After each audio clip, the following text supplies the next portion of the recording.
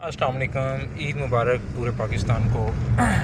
एक मैसेज देना था कि ये अब टूल प्लाज़ा आ रहा है और इस टूल प्लाज़े पे मैं पैसे भी दूँगा। जब हम जाते हैं पैसे देते ही हैं, लेकिन क्या ऐसे नहीं हो सकता कि ईद वाले दिन ये टूल प्लाज़े की छूट हो? टूल प्लाज़े के जो मुलाजमीन हैं वो भी अपने प्यारों के साथ ईद मनाएँ और हम लोग भी इस चीज़ को एंजॉय कर सकें। अब देखते हैं क्या उनके डिसीजन हैं। ईद मुबारक भाईजान।